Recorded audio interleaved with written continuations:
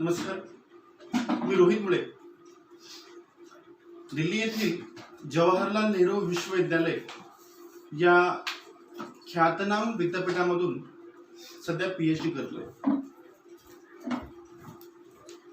आज डॉक्टर बाबासाहेब आंबेडकर यांची 129वी जयंती. परंतु ही जयंती आज समाजामध्ये साजरी होत नाहीये. त्याला कारणही तसं मोठं आहे.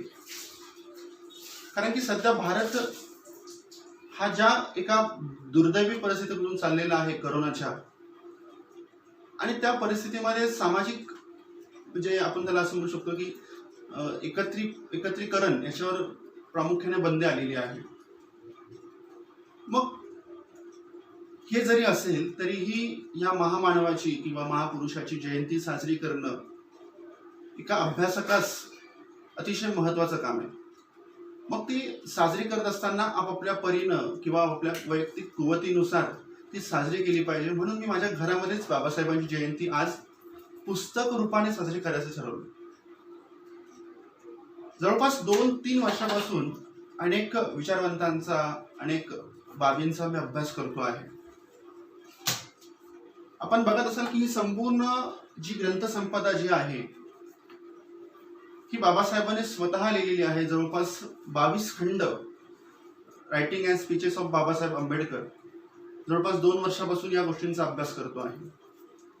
परंतु त्या पद्धतीनुसार अजून याला जर आपण दुसरी काही गोष्टी बघितल्या तर चांगदेव खैरमोडे यांनी बाबासाहेबांनी जवळपास 13 खंडांमध्ये संपूर्ण जीवनचरित्र जे आहे ते रेखाटलेलं आहे, ते लिहिलेलं आहे. त्याचाही अभ्यास मी करतो आहे. म्हणजे बाबासाहेबांना वेगवेगळ्या गोष्टीतून समजून घेण्याचा जो प्रयत्न जो आहे तो जवळपास मागच्या 2 वर्षापासून माझा चाललेला आहे. मग होतं काय की समाजामध्ये आपण ज्यावेळेस बाबासाहेबांविषयी ऐकत असतो किंवा त्यांच्याविषयी जर कोणी लिहित असेल तर भरपूर प्रश्न तयार होतात. ज्यावेळेस आपण एखाद्या विचारवंताची मूळ ग्रंथसंपदा वाचत असतो तर त्या मूळ ग्रंथसंपदेमधून तो विचारवंत किंवा तो महापुरुष आपल्याला अधिक पद्धतीने समजतो. त्यामुळे मी आज या 14 एप्रिलच्या निमित्तानं बाबासाहेबांचे काही मला नवीन जाणवलेले जे काही बाबासाहेब असतील, त्यांचे विचार जे असतील, परंतु ते विचार समाजामध्ये मला दिसत नाही, परंतु मला जाणवले असे विचार मी प्रेक्षकांसमोर किंवा आपल्या समोर घेऊन येण्याचं निमित्त योजलं आहे.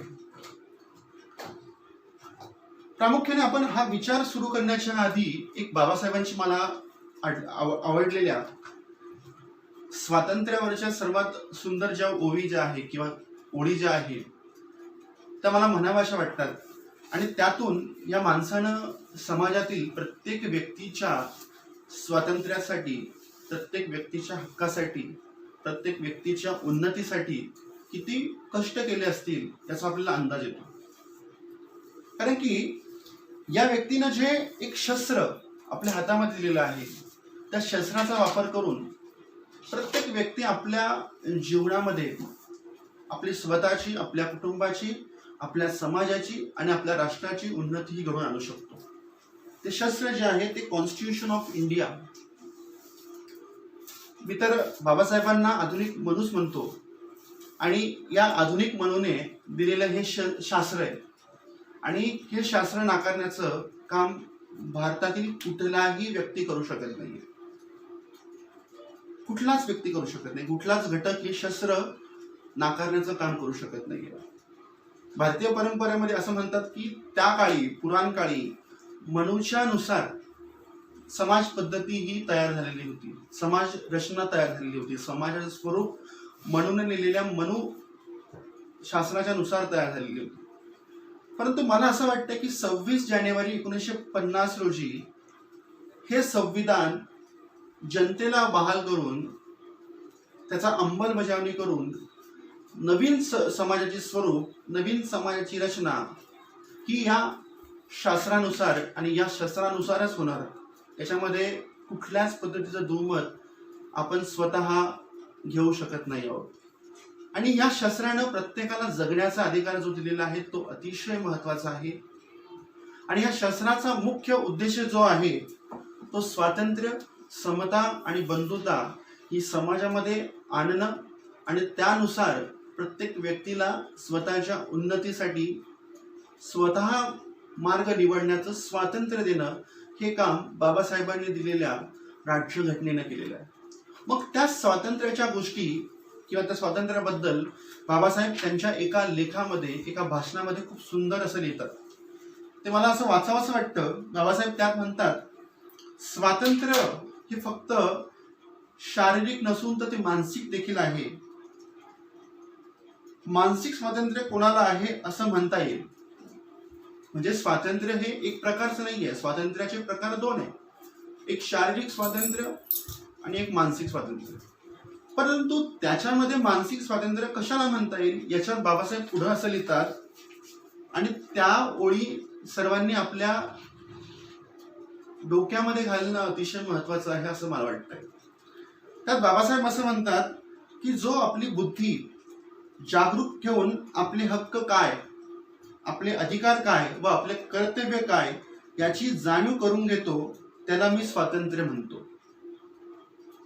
जो परिस्थितीचा दास झाला नाही, जो परिस्थितीला आपल्या कह्यात आणण्यास सिद्ध असतो तो माणूस स्वातंत्र्य आहे असे मी म्हणतो. म्हणजे बाबासाहेब म्हणतात जो रूढीच्या स्वाधीन झालेला नाहीये, जो गुंतागुंतीत बनला नाही, ज्याच्या विचाराची ज्योत विझली नाही तो स्वातंत्र्य आहे असे बाबासाहेब म्हणतात. जो पराधीन झाला नाही, जो दुसऱ्यांच्या शिकवणीने जगत नाही किंवा वागत नाही, जो कार्यकारण भाव ध्यानात घेऊन जगतो आणि तो कार्यकारण भाव ध्यानात घेतल्याशिवाय कुठल्याही गोष्टीवर विश्वास ठेवत नाही, जो आपल्या हक्कांचा अपहार केला असता त्याच्या रक्षणार्थ दक्ष असतो, तो प्रतिकूल लोकमताला घाबरून जात नाही, दुसऱ्याच्या हातची बावले न होण्याइतकी बुद्धी, स्वाभिमान ज्याला आहे तोच माणूस स्वातंत्र्य आहे असे बाबासाहेब समजतात. जो आपल्या आयुष्याचे ध्येय व आपल्या आयुष्याचा व्यय दुसऱ्याने घालून दिलेल्या आज्ञेप्रमाणे ठरवित नाही, जो आपल्या बुद्धीनुसार आपल्या आयुष्याचे ध्येय काय असावे व आपले आयुष्य कोणाच्या कार्यात व कोणत्या कार्यात व कशा रीतीने व्यतीत करावे हे आपण ठरवतो, म्हणजेच जो सर्वस्वी स्वाधीन आहे तोच मनुष्य स्वातंत्र्य आहे असं बाबासाहेब समजतात. म्हणजे ज्या माणसानं मानसिक स्वातंत्र्य हे अतिशय महत्वाचं आहे, जो व्यक्ती समोरच्याच्या बंधनामध्ये अडकत नाही, जो कोणताही निर्णय घेताना, कोणताही आचार स्वीकारताना स्वतःचं ठरवतो, तो व्यक्ती स्वातंत्र्य आहे. मला बाबासाहेबांचा हा विचार अतिशय महत्वाचा वाटला.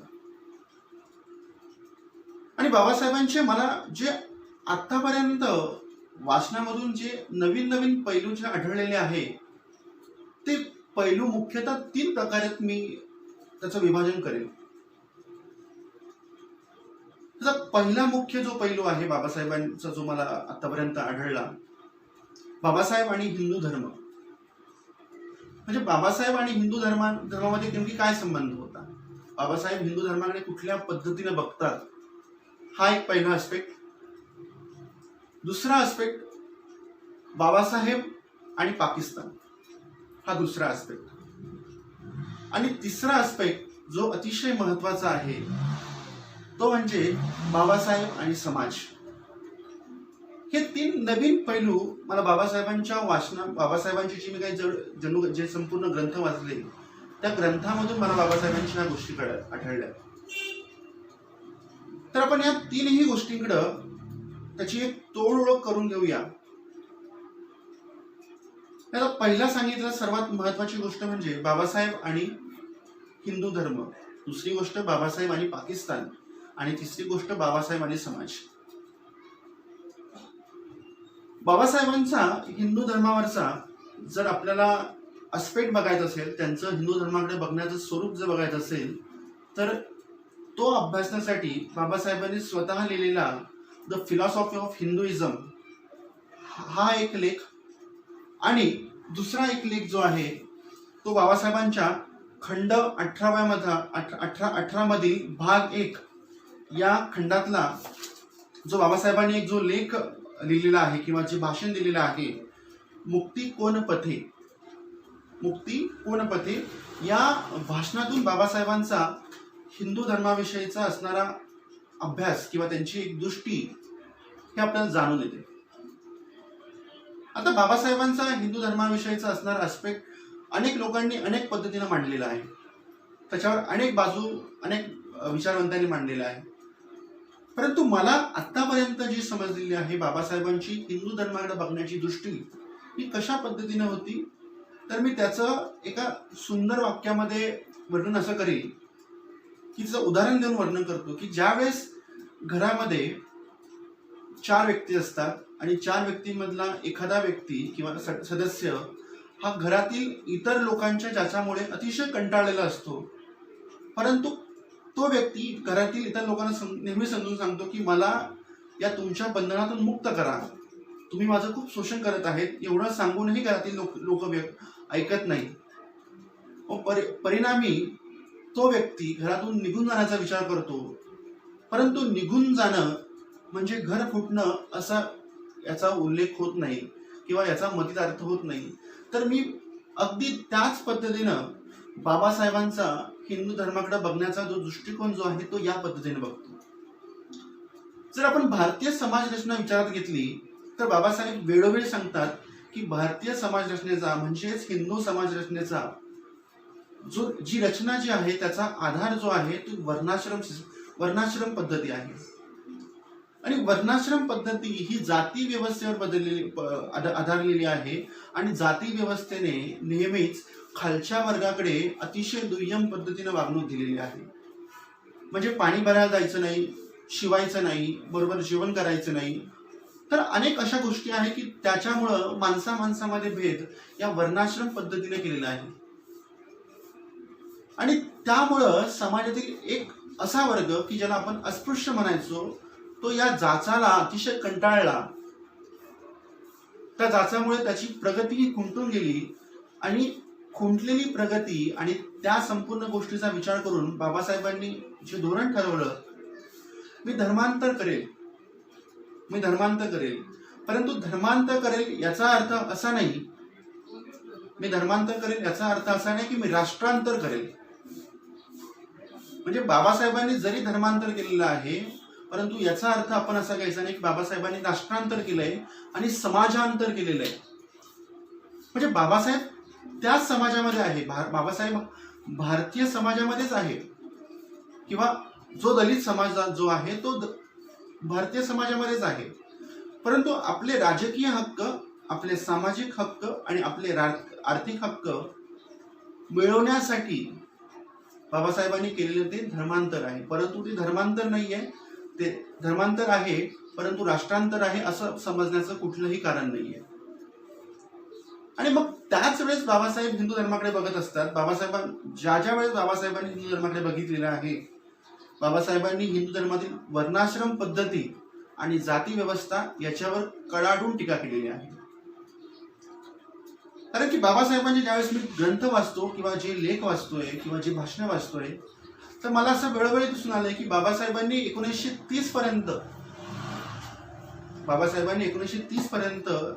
त्या काळाचे पुढारी जे होते, मग ते बऱ्यापैकी पुढारी भारतीय राष्ट्रीय काँग्रेसमध्ये काम करत होते, त्यांना अस्पृश्य समाजाच्या बाजू या नेहमी सांगण्याचा प्रयत्न केला की अस्पृश्य समाज कुठल्या पद्धतीमध्ये जीवन जगत आहे, अस्पृश्य समाज कशा पद्धतीने त्याची प्रगती खुंटून घेत आहे किंवा त्याची प्रगती खुंटली आहे, ही बाब वेळोवेळी त्यावेळेस पुढारलेल्या लोकांकडे बाबासाहेबांनी मांडली. परंतु बाजू मांडूनही बाबासाहेबांना असं कळालं की त्यावेळेचे पुढारी कुठल्याही पद्धतीनं अस्पृश्य समाजाची बाजू ही ध्यानामध्ये घेत नाहीये, त्यांच्या राजकीय हक्कांसाठी, त्यांच्या सामाजिक हक्कांसाठी लढत नाहीये. आणि मग या संपूर्ण गोष्टींचा, या संपूर्ण बाबींचा परिपाक म्हणून, एक रिझल्ट म्हणून, एक कॉन्सिक्वेन्स म्हणून बाबासाहेबांनी माझ्या भाषणामध्ये आत्ता आलेल्यापर्यंत मुंबई या ठिकाणी 1935 त्यांचं जे भाषण झालेलं होतं त्याच्यामध्ये सर्वात पहिली घोषणा केली की मी धर्मांतर करेन. परंतु ज्यावेळेस मी हा लेख पुन्हा पुन्हा वाचतो, मुक्ती कोण पथे, हा जवळपास 30-35 पानाचा लेख आहे. त्याच्यामध्ये मला अगदी ठळकपणे सांगावं लागेल, बाबासाहेबांनी जे धर्मांतर केलेलं आहे ते धर्मांतर म्हणजे समाजांतर नाहीये, ते धर्मांतर म्हणजे राष्ट्रांतर नाहीये, तर ते धर्मांतर सामाजिक, आर्थिक आणि राजकीय हक्कासाठी केलेलं धर्मांतर आहे. कारण की बाबासाहेब त्यांच्या भाषणामध्ये पुन्हा पुन्हा सांगतात, मी शेवटी याच समाजाचा भाग आहे, परंतु या समाजानं मला हे धर्मांतर करण्यासाठी मजबूर केलेला आहे. म्हणजे बाबासाहेबांचा हा एक जो अस्पेक्ट आहे हिंदू धर्माकडे बघण्याचा, आणि मग समाजामध्ये राहून किंवा हिंदू धर्मामध्ये जर हिंदू धर्मातून फुटून जरी किंवा हिंदू धर्मातून धर्मांतर करून जरी बाबासाहेब आपल्या नवीन पद्धतीच्या पंथाकडे गेलेले असले तरी बाबासाहेब हे भारतीय समाजाचा घटक आहे. त्यामध्ये मुळात कुठल्याही पद्धतीची शंका घेण्याचं कारण नाहीये. आणि बाबासाहेबांना असं वाटतं की धर्मांतर करून समाजाचा विकास हा अतिशय प्रगतीने होऊ शकतो. म्हणजे पुन्हा पुन्हा मला सांगावं असं वाटतं, बाबासाहेब नेहमी सांगायचे, त्यावेळेस त्यांच्या भाषणामध्ये पण देखील मला ही गोष्ट प्रकर्षाने जाणवलेली आहे. बाबासाहेब त्यावेळेच्या पुढाऱ्यांना सांगायचे, जर तुम्ही आजच्या कंडिशनला वर्णाश्रम पद्धती जर नष्ट करू शकत असाल, जाती व्यवस्था नष्ट करू शकत असाल, तर मी माझं धर्मांतर करणार नाहीये. परंतु त्यावेळेच्या पुढाऱ्यांनी कुठल्याही पद्धतीने बाबासाहेबांच्या बोलण्याकडे लक्ष दिले नाही. त्यामुळं बाबासाहेबांना धर्मांतर करणं हा एक शेवटचा पर्याय त्यांच्यासमोर उरला आणि बाबासाहेबांनी धर्मांतर त्यावेळेस केलं. म्हणजे हा पहिला माझा आस्पेक्ट जो आहे बाबासाहेब आणि हिंदू धर्म याच्याकडे बघण्याचा. आणि ज्यावेळेस आपण फिलॉसॉफी ऑफ हिंदुइझम हा एक बाबासाहेबांचा जवळपास 100 पानांचा जो लेख आहे तो वाचाल, त्याच्यामध्ये बाबासाहेबांनी अनेक गोष्टींचा जो उल्लेख केलेला आहे, अनेक बाबींचं त्यांनी चर्चा केलेली आहे. आणि त्याच्यामध्ये कंपॅरेटिव्ह रिलेशन कशा पद्धतीने आपण ध्यानामध्ये घेऊ शकतो त्या गोष्टींचा बाबासाहेबांनी उल्लेख केलेला आहे. परंतु मला फिलॉसॉफी ऑफ हिंदुइझम हा एक लेख वाचत असताना मला एक गोष्ट प्रकर्षाने जाणवली. बाबासाहेबांनी हिंदू धर्माचा वापर करत असताना किंवा हिंदू धर्माचं अनालिसिस करत असताना मनू आणि त्यांनी लिहिलेल्या ग्रंथावर संपूर्णपणे भर दिलेला आहे. तर मला वाचकांसाठी प्रश्न सोडायचा असा आहे या ठिकाणी की बाबासाहेबांनी ज्यावेळेस हिंदू धर्माचा अभ्यास केला किंवा हिंदू धर्मावर टीका केली किंवा हिंदू जो एक धर्म म्हणून गोष्ट जी मानली गेलेली आहे त्याच्यावर टीका केली, आणि ती टीका करत असताना मनू आणि त्यांनी केलेली पद्धती याच्यावर त्यांनी संपूर्णपणे यांचा अभ्यासाचा मुख्य विषय होता. तर मला प्रश्न असा पडला आहे की हिंदू धर्माचा अभ्यास करण्यासाठी किंवा हिंदू शास्त्राचा अभ्यास करण्यासाठी फक्त मनूचा अभ्यास करणं हे उचित होईल का? याचं उत्तर मी शोधेल नक्की, परंतु आतापर्यंत हा प्रश्न मी वाचकांसाठी सोडणार आहे. आता आपण दुसऱ्या बाबीकडे येऊया की बाबासाहेब आणि पाकिस्तान. बाबासाहेब आणि पाकिस्तान हा विषय मला अतिशय महत्वाचा वाटतो. विषय यासाठी महत्वाचा वाटतो कारण की विद्यापीठामध्ये मी असताना अनेक चळवळीच्या संपर्कात मी येतो, अनेक चळवळी जवळून बघतो, विशेषतः कम्युनिस्ट चळवळी अतिशय जवळून बघतो. आणि बाबासाहेबांनी जो एक पुस्तक लिहिलेलं आहे, अगदी त्यांच्या मृत्यूच्या काही महिन्या अगोदर हे पुस्तक त्यांनी लिहून पूर्ण केलेलं होतं. त्या पुस्तकाचं नाव आहे पाकिस्तान और partition of India, volume number 8. ज्यावेळेस मी एक संपूर्ण पुस्तक वाचलं आणि याच्यामध्ये मी अतिशय म्हणजे काही टिपणं पण काढून ठेवलेली आहे, तर त्यावेळेस बाबासाहेबांनी पाकिस्तानच्या क्रिएशनला मुक्त हाताने डिफंड केलेलं आहे. त्यांनी त्याच्यामध्ये सांगितलं आहे, या ग्रंथामध्ये या पुस्तकामध्ये सांगितलं आहे की पाकिस्तानचं क्रिएशन होणं हे अतिशय महत्वाचं आहे. आणि त्यांनी हे क्रिएशन का व्हावं याच्या अनेक बाबी उलगडून दाखवलेल्या आहेत. आणि त्यातून त्यांनी बाबी उलगडून दाखवत असताना त्यांनी एक छोटीशी कन्सेप्ट मांडली. मला असं वाटतं की त्यावेळेच्या भारतीय नेत्यांनी, भारतीय राष्ट्रीय नेत्यांनी जर बाबासाहेबांचा हा विचार जर ध्यानामध्ये घेतलेला असता तर भारताची आजची परिस्थिती ही खूप वेगळ्या पद्धतीची असू शकली असती.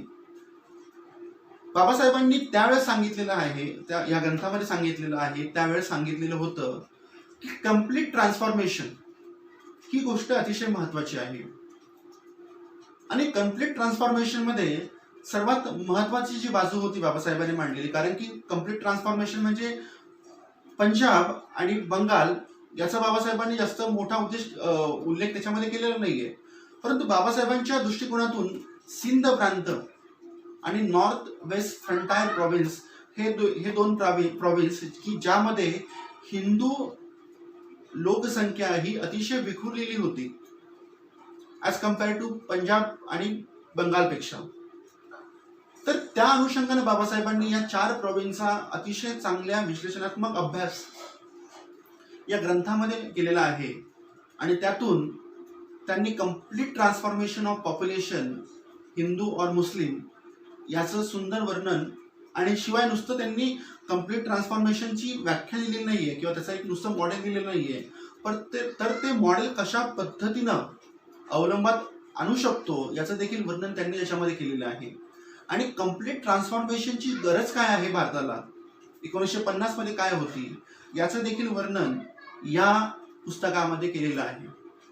परंतु ज्यावेळेस मी कम्युनिस्ट चळवळीकडे बघत असतो किंवा आंबेडकराईट चळवळीकडे बघत असतो, कुठलीच कम्युनिस्ट चळवळ आणि आंबेडकराईट चळवळ या व्हॉल्यूम नंबर 8 कडे कधीच लक्ष देत नाही. मला JNU मध्ये देखील आतापर्यंत कुठल्याच पद्धतीच्या कम्युनिस्ट चळवळीने बाबासाहेबांच्या या पाकिस्तान और पार्टिशन ऑफ इंडिया या पुस्तकाकडे विशेष लक्ष दिलेलं आहे असं मला दिसलेलं नाहीये. म्हणजे बाबासाहेब हे कशा पद्धतीने फक्त एका पर्टिक्युलर सेक्शन पुरतं मर्यादित होते किंवा संकुचित पद्धतीने बाबासाहेबांना कशा पद्धतीने प्रोटेक्ट करता येतं, फक्त याच गोष्टीकडं कम्युनिस्ट चळवळीने बाबासाहेबांकडे बघितलेलं आहे. परंतु बाबासाहेबांचे विचार किती नॅशनलिस्टिक होते, बाबासाहेबांचे विचार किती राष्ट्रीयत्व आणि राष्ट्रीय भावनेनं इन्फ्लुएन्स झालेले होते याचा विचार कम्युनिस्ट ऑर्गनायझेशनने कधीच केलेला मला वाटत नाही. शिवाय आपण जर बाबासाहेबांचा कार्ल मार्क्स अँड बुद्धा हा जर एक छोटासा लेख वाचला, जवळपास 25-30 पानांचा लेख आहे, त्या लेखामध्ये बाबासाहेबांनी सुद्धा कम्युनिस्ट चळवळीची अतिशय निंदा केलेली आहे, अतिशय क्रिटिसिझम केलेलं आहे. बाबासाहेब त्याच्यामध्ये अतिशय सुंदरपणे सांगत असतात की कम्युनिस्ट चळवळीचे ध्येय अतिशय सुंदर आहे, सर्वांची समानता आणणं, परंतु त्यांची साधनं जी आहे, त्यांची मार्ग पद्धती जी आहे ती अतिशय चुकीची आहे. आणि त्याचं उदाहरण देताना बाबासाहेबांनी बोल्शेविक रिव्हॉल्युशन असेल आणि इतर अनेक रिव्हॉल्युशन असेल त्याचं उदाहरण देऊन सांगतात की कम्युनिस्ट चळवळ ही फक्त हिंसेवर आधारलेली आहे आणि हिंसेवर आधारलेली चळवळीचा बाबासाहेबांनी अतिशय म्हणजे पूर्णपणे त्याचं नकारात्मक उत्तर बाबासाहेबांनी दिलेलं आहे. त्यामुळे पाकिस्तान बाबासाहेबांचे विचार आपल्याला जाणून घ्यायचे असेल तर व्हॉल्यूम नंबर 8 बाबासाहेबांनी लिहिलेला हा वाचणं आपल्यासाठी अतिशय महत्वाचं आहे. आणि मी असं आव्हान करेन प्रेक्षकांना किंवा जे माझे मित्रमंडळी हा माझा व्हिडिओ बघतील की त्यांनी स्वतः पुढच्या 1 वर्षभर फक्त याच ग्रंथाचा अभ्यास करावा आणि या ग्रंथाचा अभ्यास करून बाबासाहेबांचे भारतीय संघराज्याविषयी विचार काय होते, पाकिस्तानविषयी विचार काय होते आणि त्यातून इस्लाम विषयी विचार काय होते याची समज आपल्या सर्वांना येणं हे अतिशय महत्वाचं आहे. कारण की बाबासाहेबांनी या ग्रंथामध्ये पाकिस्तान नावाच्या गोष्टीचा आणि त्यातून निर्माण होणाऱ्या कम्युनल गोष्टीचा, म्हणजे उदाहरणार्थ बाबासाहेबांनी सांगितलं की इंडिया आणि पाकिस्तान जर एक राहिले तर त्याच्यातून कुठले कॉन्सिक्वेन्सेस येऊ शकतात आणि पाकिस्तान आणि इंडिया यांचं पार्टिशन झाल्यानंतर कुठल्या चांगल्या गोष्टी घडू शकतात याचं सविस्तर असं वर्णन मला बाबासाहेबांच्या ग्रंथामध्ये नेहमी सापडलेलं आहे. म्हणजे बाबासाहेबांनी याच्यामध्ये पाकिस्तानचं अतिशय म्हणजे साहित्यिक पद्धतीनं अतिशय अनालिटिकल पद्धतीनं वर्णन या पद्धतीमध्ये केलेलं आहे. त्याच्यामध्ये अनेक त्यांनी गोष्टी मांडलेल्या आहे की त्यावेळेस असणाऱ्या राष्ट्रीय नेत्यांच्या दुटप्पी भावना कशा होत्या, मग राष्ट्रीय नेत्यांना नेमकी पाहिजे काय होतं, जिनांना पाहिजे काय होतं, या गोष्टींचा देखील त्यांनी आढावा या गोष्टीमध्ये घेतलेला आहे. इतकंच नाही तर त्यांनी एक गोष्ट मला प्रकर्षाने या ठिकाणी सांगावं असं वाटतं की त्यांनी या पुस्तकामध्ये आंतरराष्ट्रीय गोष्टीमध्ये किंवा जगामध्ये अनेक ज्या गोष्टी घडल्या होत्या त्यांचं विवचन या गोष्टीमध्ये केलेलं आहे. आणि त्या अनुभवातून, जगाला आलेल्या अनुभवातून, जगामध्ये आतापर्यंत कुठल्या कुठल्या देशांमध्ये पार्टिशन झाली त्यांचा अनुभव घेऊन, त्यांचा विचार करून भारताला कुठल्या गोष्टीचा अवलंब करणं हे अतिशय महत्वाचं आहे याचा उल्लेख त्यांनी याच्यामध्ये केला आहे. म्हणजे अनुभवाच्या आधारे, म्हणजे समोरच्याच्या, म्हणजे आपण नेहमी म्हणत असतो की स्वतः अनुभव घेण्यापेक्षा समोरच्याच्या अनुभवातून आपण काही शिकलं पाहिजे. तर बाबासाहेबांनी या ग्रंथामध्ये इतर राष्ट्रांना किंवा इतर देशांना काय अनुभव आली, त्यातून आपण कशा पद्धतीनं काय शिकलं पाहिजे याचा उल्लेख या ग्रंथामध्ये त्यांनी केलेला आहे. त्यामुळं मला असं वाटतं की ह्या ग्रंथाचा अभ्यास प्रत्येक भारतीय नागरिकाने केला पाहिजे. त्यातून आपल्याला भारताचे प्रश्न आणि ते प्रश्न आपण कशा पद्धतीने हाताळले पाहिजे याचा आपल्याला एक आवाका येतो. हा झाला बाबासाहेबांविषयी आढळलेला मला दुसरा आस्पेक्ट पाकिस्तान विषयीचा. तिसरा आस्पेक्ट आणि शेवटचा आस्पेक्ट त्याच्याकडे आपण येऊया, बाबासाहेब आणि समाज. बाबासाहेब आणि समाज या गोष्टीवर आपण जे चिंतन केलं, विचार केला, तर त्या गोष्टीकडे बघण्याचा म्हणजे आपण अनेक पद्धतीने बघू शकतो. परंतु बाबासाहेब आणि समाज या गोष्टीकडे जर मी बघितलं तर याच्यामध्ये मला मुख्यतः असं वाटतं, बाबासाहेबांनी ज्यावेळेस धर्मांतर केलं त्यावेळेस बाबासाहेबांनी कुठल्याच व्यक्तीवर, कुठल्याच दलित व्यक्तीवर, कुठल्या किंवा अस्पृश्य व्यक्तीवर दबाव टाकला नाही की तू धर्मांतर केलंच पाहिजे. जर तुला असं वाटतंय की तुझ्यावर अन्याय होतोय, अत्याचार होतोय आणि तुला असं वाटतंय की मी दाखवलेला मार्ग हा चांगला असू शकतो तर तू ते धर्मांतर कर. म्हणजे यातून आपल्याला एक गोष्ट कळते, कन्सेंटची गोष्ट, म्हणजे मताची गोष्ट किती महत्वाची आहे हे आपल्याला कळतं. म्हणजे बाबासाहेब आणि समाज या गोष्टीविषयी जर मी विचार करतोय तर माझं आपसूक लक्ष हे लोकशाही नावाच्या गोष्टीकडे जात असतं. आणि त्यातून मला असं सांगावंसं वाटतं की बाबासाहेब आणि समाज या गोष्टीविषयी विश्लेषण करत असताना लोकशाही नावाची गोष्ट ही ध्यानात घेतली पाहिजे. आणि लोकशाही नावाची गोष्ट आपण ध्यानात जर घेत असतो तर त्याच्यामध्ये मत नावाच्या गोष्टीला अतिशय निर्णायक महत्व आहे. मला बाबासाहेबांचं एक वाचलेलं भाषण आठवतं, त्याच्यामध्ये बाबासाहेब स्पष्टपणे उल्लेख करतात, मत ही गोष्ट इतकी महत्वाची आहे की जी गोष्ट मी संपूर्ण भारतीय जनतेला बहाल केली आहे, परंतु भारतीय जनतेनं या गोष्टीचा वापर जर व्यवस्थितपणे केला नाही तर भारतीय समाज हा पुन्हा गुलामगिरीत गेल्याशिवाय राहणार नाही.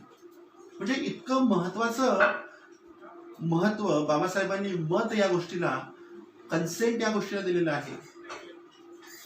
म्हणजे यावरून बाबासाहेब म्हणतात की समाजामध्ये जर एखादी घटना घडायची असेल, समाजामध्ये एखादं स्थित्यंतर घडायचं असेल तर मत नावाची गोष्ट ध्यानात घेणं खूप महत्वाचं आहे.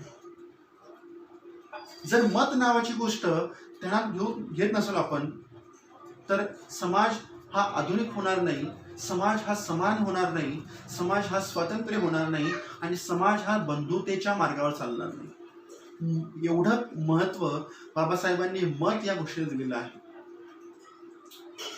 म्हणजे संसदेमध्ये समजा एखादं बिल पारित करायचं असेल, परंतु ते बिल पारित करत असताना विरोधी पक्षाचं मत जर आपण विचारात घेतलं नाही आणि त्याद्वारे आपण ते बिल समाजावर लादण्याचा प्रयत्न करत असू तर बाबासाहेबांच्या दृष्टिकोनातून तो खूप घातक निर्णय असू शकतो असं मला वाटतं. म्हणजे हा मुख्य उद्देश बाबासाहेबांचा, मत नावाचा मुख्य उद्देश बाबासाहेबांच्या समाजाविषयी विचार करताना मला असं वाटतं. आणि पुन्हा माझं आपसूक लक्ष हिंदू धर्म या नावाकडे जातं, कारण की मी सांगितलेला पहिला आस्पेक्ट म्हणजे बाबासाहेबांचा हिंदू धर्माविषयी विचार आणि मी सांगितलेला तिसरा आस्पेक्ट बाबासाहेब आणि समाज, या दोघांमध्ये खूप परस्पर एक गुंतागुंत आहे. कारण की समाज नावाची गोष्टीचा विचार जर आपल्याला करायचा असेल तर हिंदू धर्म नावाच्या गोष्टीचा विचार केल्याशिवाय आपण समाज नावाच्या गोष्टीचा विचार करू शकत नाही. आणि बाबासाहेबांविषयी एक गोष्ट खूप प्रकर्षाने जाणवते. बाबासाहेबांनी धर्माची व्याख्या केली आहे आणि त्या धर्माची व्याख्या करत असताना बाबासाहेबांनी लोकमान्य टिळकांनी जी धर्माची व्याख्या केलेली आहे तिला सुद्धा मान्यता दिलेली आहे. लोकमान्य टिळक आपल्या गीता रहस्य या पुस्तकामध्ये धर्माची व्याख्या अशी करत असतात किंवा अशी करतात की जो धारण करतो, जो समाज धारण करतो म्हणजे धर्म. जो समाज धारण करतो तो म्हणजे धर्म. आता या ठिकाणी धारण करणं म्हणजे पकडून ठेवणं, याचा अर्थ असा की बंधनं, याचा अर्थ असा की लॉ. म्हणजे समाजाने कुठल्या बंधनांचा अवलंब केला पाहिजे आणि कुठल्या बंधनांचा अवलंब नाही केला पाहिजे, त्यातून धर्म काय आणि अधर्म काय याचा विचार होतो आणि त्या गोष्टीला बाबासाहेबांनी मान्यता दिलेली आहे. परंतु बाबासाहेब अजून एक पायरी पुढे जातात आणि असं सांगतात की फक्त समाज जो धारण करतो तोच धर्म नव्हे, तर व्यक्ती जो धारण करतो तो देखील धर्म आहे. अशी सुंदर व्याख्या बाबासाहेबांनी धर्माची केलेली आहे. आणि बाबासाहेब असं म्हणतात की भारतीय समाजामध्ये ज्या वेळेस व्यक्तीला धारण करण्याची क्षमता येईल आणि व्यक्तीला धारण करण्याची स्वतंत्रता मिळेल, त्यावेळेस खऱ्या अर्थानं भारतीय समाज हा समानतेच्या आणि बंधुतेच्या धाग्यानं विणला जाईल, असं बाबासाहेब त्यांच्या सुंदर वाक्यामध्ये सांगत असतात. म्हणजे अंतिमतः बाबासाहेबांना हा समाज समान हवाय, हा समाज बंधुतेच्या तत्वावर आधारलेला हवाय आणि हा समाज या तत्वांवर ज्यावेळेस आधारेल त्याच वेळेस खऱ्या अर्थानं भारतीय समाज एक राष्ट्र म्हणून उभा राहील, असं बाबासाहेबांनी प्रत्येक त्यांच्या चिंतनामध्ये केलेलं आहे असं मला वाटतं. या तीन गोष्टींचा आढावा घेणं हे माझ्यासाठी अतिशय महत्वाचं आहे. आणि मला असं वाटतंय की आज मी जो काही विचार तुमच्या समोर ठेवलेला आहे तो विचार आपल्याला पटला असेल किंवा कदाचित पटलाही नसेल, परंतु जर पटला असेल तर तो अधिक समजून घेण्यासाठी आपण बाबासाहेबांचा अधिक जास्त अभ्यास करावा. आणि कदाचित तो विचार पटला नसेल तर तो विचार कसा चुकीचा आहे यासाठी अभ्यास करावा असं मला वाटतं. आणि बाबासाहेबांचा विचार हा समाजातील तळागाळापर्यंत जाणं हे अतिशय महत्वाचं आहे. आणि त्याच पद्धतीनं बाबासाहेबांचा विचार तळागाळापर्यंत जाण्याबरोबरच बाबासाहेबांनी दिलेल्या या शस्त्राचा वापर प्रत्येक भारतीय नागरिकानं तितक्याच ताकदीनं, तितक्याच योग्यतेसाठी करणं हे महत्वाचं आहे. कारण की हे शस्त्र जर आपण विसरलो तर भारतीय समाज हा पुन्हा चुकीच्या पद्धतीने गेल्याशिवाय राहणार नाही, पुन्हा त्या समाजामध्ये उच्च नीचता आल्याशिवाय राहणार नाही. तर मला असं वाटतंय की येत्या काळामध्ये आपल्या संपूर्ण भारतीय समाजाचं ध्येय असं असलं पाहिजे, या शस्त्राची ओळख भारतीय समाजातील प्रत्येक नागरिकाला करून देणं हे महत्वाचं आहे. आपली मूलभूत हक्क काय आहे, आपली मार्गदर्शक तत्व काय आहे, त्याबरोबर अनेक गोष्टी कुठल्या या संविधान नावाच्या गोष्टीमध्ये दिलेल्या आहे, याची ओळख करून घेण्याची जबाबदारी ही आपल्या संपूर्ण बाबासाहेब आंबेडकर अभ्यासकांच्यावर आहे. म्हणजे अभ्यासक नावाच्या व्यक्तीनं बाबासाहेबांचा अभ्यास करणाऱ्या व्यक्तीनं किंवा बाबासाहेबांवर प्रेम करणाऱ्या व्यक्तीनं ही जबाबदारी उचलणं अतिशय महत्वाचं आहे असं मला वाटतं. आणि जो ही जबाबदारी उचलेल, खऱ्या अर्थानं मला असं वाटतंय की बाबासाहेबांच्या जयंतीनिमित्त तीच म्हणजे त्यांना आपल्याकडनं एक सप्रेम भेट असेल असं मला वाटतंय.